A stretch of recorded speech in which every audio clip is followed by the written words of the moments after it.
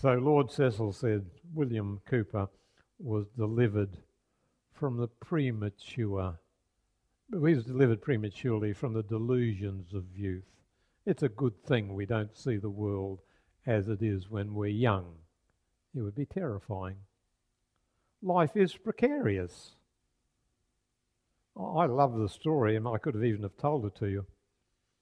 I love the story of John Donne, spelled D-O-N-N-E. John Donne, as a young man, had lived a very impure life, lascivious. Sexually, he lived it up to the limit. But he fell in love with a beautiful girl, and he married her. And the father-in-law was so angry, he had him sacked from his job. He was secretary to an aristocrat and thrust into prison.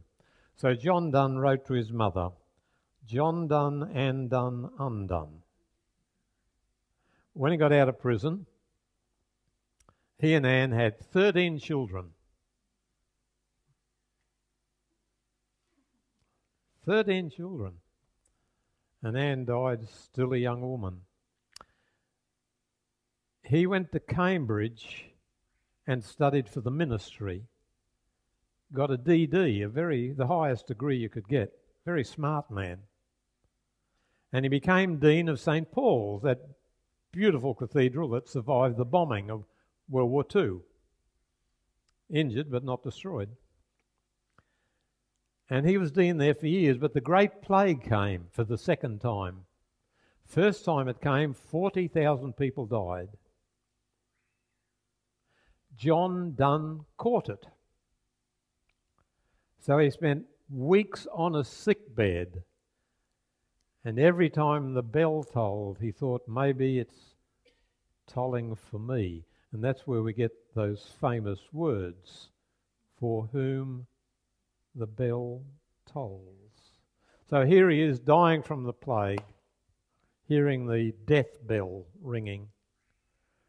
And he opened his Bible. He said, I will study every verse in the book about fear, which he did. And he came to this conclusion. In a world where there are 1,000 gates to death, in a world that is precarious, perilous, again, there are two options. You can either fear the Creator, Redeemer and Judge, God, reverence Him, or you can fear everything else. You know, most of our fears are unnecessary, none wise. There are 50,000 spiders, and most of us don't like any of them. But only 11 of them are venomous. And they're more indispensable than you or me. If there are no spiders, the insect would so multiply that in 10 years all mankind would be dead. So a lot of our fears are not well grounded. We fear 50,000 types of spiders, though only 11 of them are venomous. You know, it's not that good a proportion among human beings. Human beings can be worse than brute beasts because some human beings delight in torture. So human beings are worse than brute beasts because the Bible says we're in rebellion against God. Anyway, Donne concluded he either had to reverence God, fear God, his creator and judge, or fear everything else. Fear poverty, fear sickness, fear enemies, fear accidents.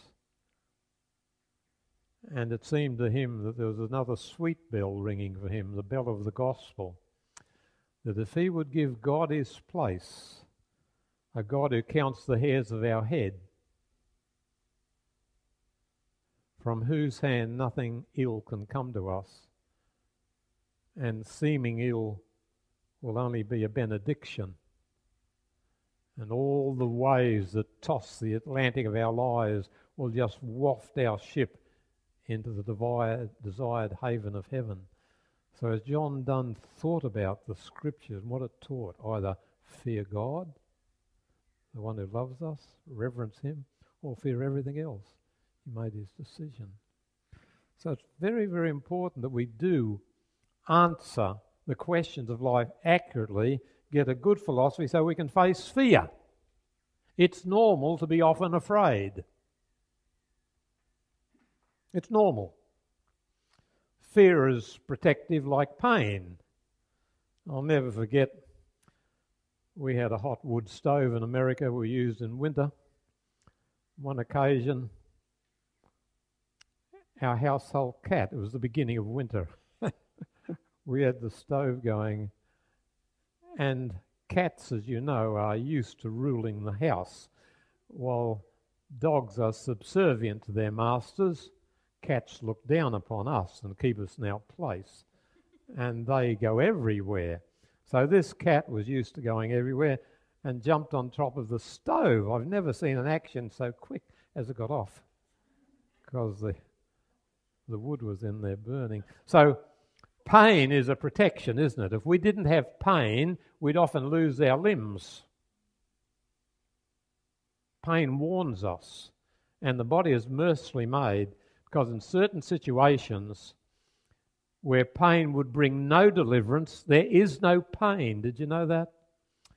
If you get very bad burns, you won't feel them. The nerves are destroyed.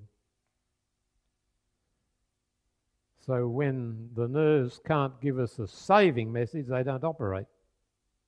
So pain is a protective mechanism for us. And so is fear. And fear is meant to remind us, hey, I'm fragile. And this world's a dangerous place. I need God. The main reason for believing in the Bible is Christ. Everybody's heard of Socrates and Aristotle and Plato. Between the three of them, these great men taught for 130 years. Christ taught for 3.5. The results of Socrates, Plato and Aristotle, like a pebble compared with the mountain of the influence of Jesus Christ. Think of his claims. He said, all power in heaven and earth is given unto me. He claimed that all the angels were his when the Son of Man comes with all his holy angels.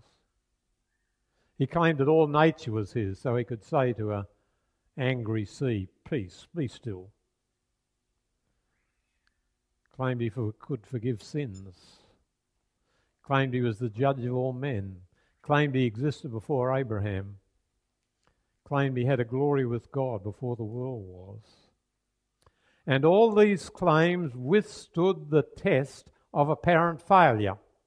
So on the cross, as King of eternity, he allocates heaven to the man who says, Lord, remember me when thou comest. He was so sure of his claims that he not only put himself in harm's way, but his best friends. And Christ wept over his enemies, but he never wept over his friends, because he knew that all things work together for good to them that love God. You may remember that on one occasion when Christ was dealing with his enemies, he quoted an Old Testament psalm. The stone which the builders rejected has become the headstone of the corner. He was alluding to an incident in the time of the building of the temple, when they couldn't find a keystone for a great arch. But ultimately the builders turned to a big stone that was neglected in the quarry. And to their surprise, this stone, long neglected, fitted exactly. So the Old Testament wrote, the stone that the builders rejected has become the headstone. And Christ was saying that the temple of truth that God was raising, he would be the headstone. And it's true.